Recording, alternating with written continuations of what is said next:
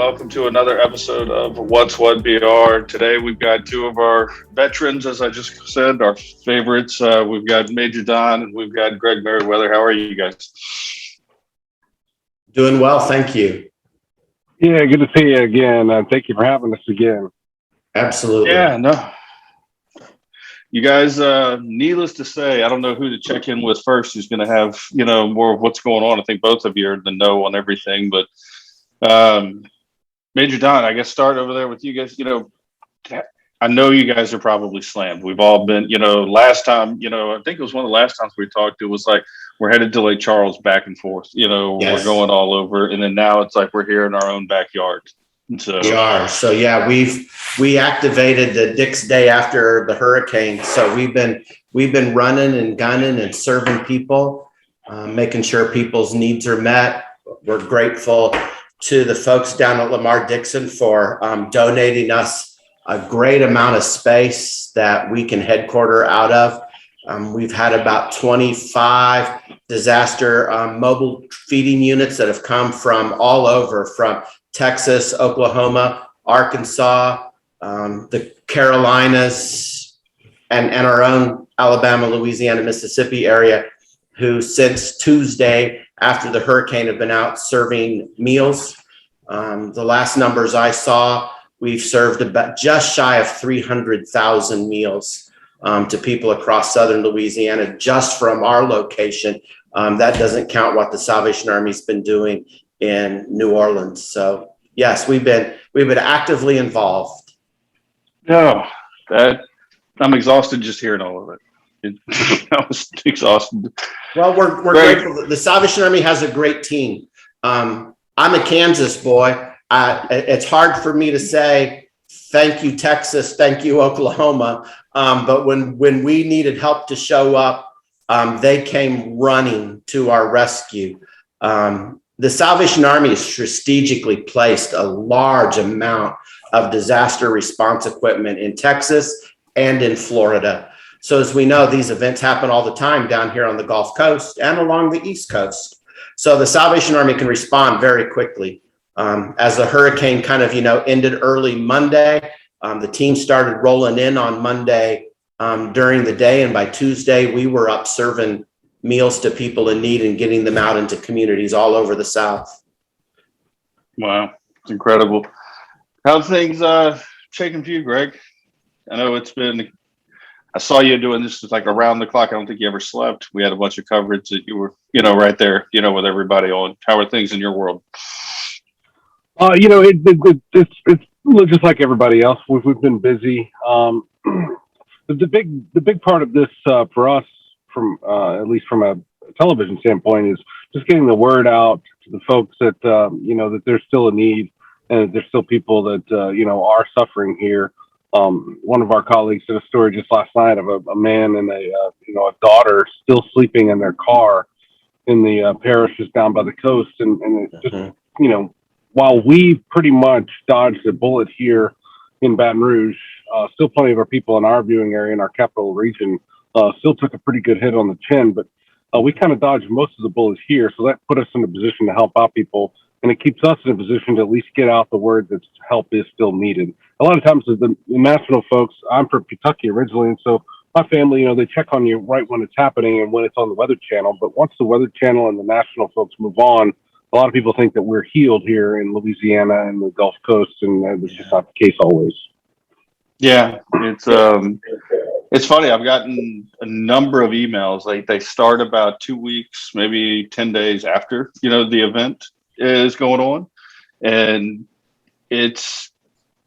they're supplying that. They're like, it's over. You know what I mean? Like the event's over with and everything's done. But I have to tell them, like, no, things are still happening. Things are still going on. Have y'all seen, some of that? You got to remind people. Oh yeah, I mean, we've got to tell people, that, like you said, there's still people that really do need a lot of help. There's still a lot of pressure we've got to put on FEMA to really, do right by the folks. And the people in Louisiana and the people that deal with the Salvation Army, nobody really is looking for a handout. I mean, it's literally just, can you help us out right now? And as it relates to the federal response, these are our federal tax dollars that we need to see back here in Louisiana to help us out. And a lot of times there's a lot of shortcoming in that, and a lot of red tape. And that's where the tremendous folks in the Salvation Army and the churches, they're able to get in between that red tape and just help folks. Because, if you waited on your next meal from FEMA or the federal government, you would be waiting a long time. But as you heard the major say there, 300,000 meals, that came from somebody stepping in and just really getting the job done when the chips are down. It sounds cliche, but it really is true. It's, let's get in, let's get our hands dirty, let's touch these people, physically touch them, pat them on the back, give them a good word and a hot meal, and, they're moving on to repairing their home or whatever it may be. Absolutely. How was, Reggie John, how is it? I think a lot of times people, think that, we think of all, the victims, which is, where we've got to think, but it's also, you've got all these people like yourself that are helping, people. And it's, when these people come from out of town, they don't come with, they're not dragging an apartment behind them. I've seen pictures, these guys are on cots, and then they became, the people that come to help need just as much help as the people that they're here to help. And I think sometimes people forget about that, Absolutely. that it's like, that guy didn't bring, he didn't bring all the food with him that he needed for the week, and he doesn't have a bed, and he's still got, we've got to help him now. So it helps the problem, but it also makes the problem larger, I guess. Yeah. We had about 30 or 35 people housed here at our facility who were serving. So when they were done at the end of the day, they'd come here. Some of them in real beds in our drug and alcohol program that we had some open beds. Many of them just sleeping on stand-up cots that we put up. We tore down our chapel, put up cots so they'd have room to have at least a safe place inside to sleep at night. And one of the things we got privileged of doing every day is taking a hot meal down to all the volunteers every day at Lamar Dixon as they came in after being out literally all day, serving people and taking care of people. Our kitchen brought down food for them every day so they could all sit and kind of relax and unwind and have something to eat before they went and got a little sleep and started all over again. Same story, different day, right? Yeah. Yeah. One of the things, if I can just throw in there, that makes us a little different, not that anybody's any better, we're just all different in how it is the Salvation Army being really faith-based people. Part of the crews that we have that go out are people who all they do is emotional and spiritual care for people who've been touched by the hurricane. And so our people are trained just to go out while other people are feeding. They're talking to people, praying with people, and encouraging them, giving them a good word that God's with them. And even in the midst of difficulty, to keep looking for how God's working things out for them. And that's probably one of the best things that we do, really. I mean, feeding is all great and all those things, but sometimes when you're just really hurt, you just need somebody to listen and give you a word of encouragement. That's a breath of fresh air right there, because you don't hear enough people say those things, that people do need, some help there, and they do need some guidance. And sometimes they just need somebody to talk to, and just somebody, I can remember, I've told the story, kind of in the middle of the height of the pandemic. I can remember it was like everybody in my house would get to sleep and everything was done and everything would kind of get quiet. And then I would just sit there and just think, I'm like, this is really happening, and it's when no one's there. And sometimes you just need somebody to, it's happened. It's happening. And you know what? We're going to help you get through it, and then that's what pushes them. So what can we do to help?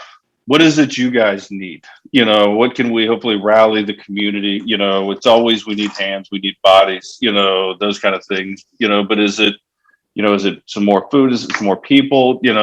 Where is it? Like you said, I think even some people in our own communities are starting to forget. Like you said, we were spared, kind of Greg said, we kind of dodged a little bit of a bullet, and it's like, I've got to get my roof fixed. But, I talked the other day with a guy from tourism, and he was explaining to me how like Grand Isle still doesn't have running water.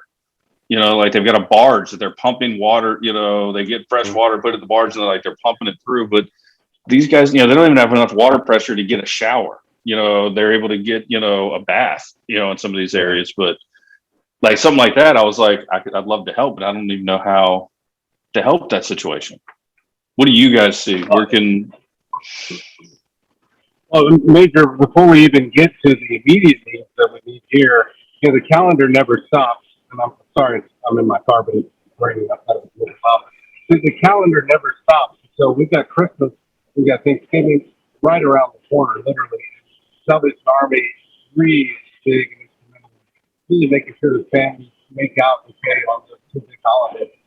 That's also a time where everybody gets together. And while some of the celebrations won't be the same, they'll still go on. So a lot of our friends and family out there that are able to see this, that's kind of where we'll need some help going forward. Is yes, there's some immediate needs still left over from the storm. It's still going on, but eventually we'll be looking at our Asian Free programs, several different fundraisers we got coming up to kind of keep all this other stuff going. Yeah, I think that's a really good point, Greg. Even as I was talking, I was so laser focused back down to, the immediate, storm. But like you said, we've got, families that, have a need at Christmas, and we've got, Thanksgiving's around the corner. Like all of these things, were just right there upon us, and it's going to be hard because a lot of people have suffered. Last year we talked, people were suffering with the pandemic. So how much could they really, help? And then now we've got, then we went through, Laura, then we went through, like, we've taken a beating down here, but we're all still here. We really have. Major John, didn't the head, of Salvation Army come down? I was, we were talking through proxy, and we were trying to make some things happen for you, but we just couldn't get it together. Yeah, and his time here, but our national commander was here for a couple of days, spent some time in Gonzales and down in Homa, and then we went over to New Orleans. As well as our territorial commander has been here. So the brass of the Salvation Army has been fully engaged in what's happening here. Let me just swing back for just a moment and say there's lots of things that people can do. You hate to say it kind of like this, but the truth is it's money. At the end of the day, we still have bills to pay. There's food that needs to be done. There's going to be long-term helping people in recovery with rent and utilities and food and keeping people in a safe place. And the truth of the matter is our buying power together is bigger than an individual's buying power. So to be able to donate whatever you can, while it may be small to you, added with everybody else's becomes very powerful. In letting us do the things that we do. Because at the end of the day, there's still bills to pay. There's still people that, have to be taken care of. And it just doesn't, there's not a magic tree in our backyard we get to pick. We're like everybody else, and things have to be taken care of. And we are so fortunate for a very generous community from foundations and grants that have come in that so far have kept us moving. But as we said, this is going to be a long time getting this part resolved from the hurricane. I think the thing that I'm reminded of, especially in this, is I've been out and about and driving and helping and serving. So many areas of southern Louisiana are people who live in real poverty every day, living in really difficult situations all the time. It's the way of life that they have, and it's difficult. And then you put this on top of it, that maybe they were living in a little trailer home park because it's all they had. And now much of that's been damaged. And their resources and their sphere gets really small when these big things happen. So those are a lot of the people we have to be mindful of. Those people who don't have the money to evacuate, those people who don't have the ability to have somewhere else to go. This was all they had. Yeah. And unless you've kind of driven in some of the deepest kind of out of the way places in southern Louisiana and get off the interstate, we're a state, as we know, it's one of the poorest states in the United States. And that's a challenge for them, especially in these big moments. Tell me that, not to, jump, a subject, but along, maybe the same vein. And by no means do I want to kind of run this in, Greg's house is kind of not an investigative, question, but it does seem to me that, our population in Baton Rouge of, the homeless has grown, considerably, is it, that we're just now seeing it? Am I just opening my eyes, or is it, is there something, is there a greater need, in the community that seems like over the last maybe year or so that's, I don't know. I don't know how else to describe it. I feel like I see a lot more of it now where it used to not be as prevalent, and I know that it's always been there and you guys have always done things to help, but is there becoming a greater need in the community? Or are we becoming, kind of a stopping point? Or is it that we've helped so good that a lot of people are showing up because we have such great help? Do you want to take that, Greg? You want me to take it? Was that loaded? Or we just skip it right now? I honestly think it's probably a whole nother conversation for a whole nother show to talk about the homeless issue. There's no doubt it's growing, and there's probably a lot of reasons for that. But at the end of the day, we're housing people, feeding people, doing our best to take care of the needs of people who need a place to be and a place to be safe. A place to be dignity.